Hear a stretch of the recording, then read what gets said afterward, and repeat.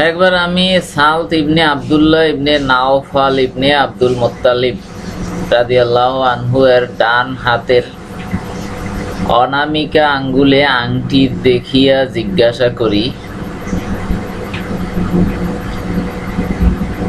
ইয়া কি? তিনি বলিলেন, আমি ইবনে আব্বাস রাদিয়াল্লাহু আনহুকে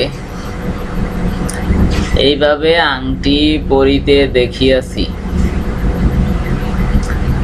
এবং তিনি তাহার আংটির পাথর হাতের উপরের দিকে রাখিতেন।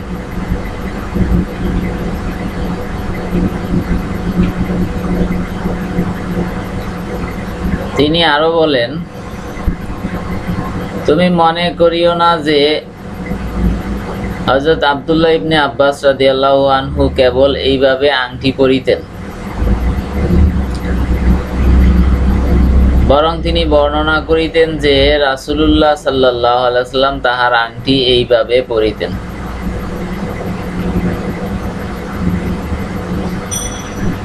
আল হাদিস আবু দাউদ শরীফ, হাদিস নাম্বার 4183।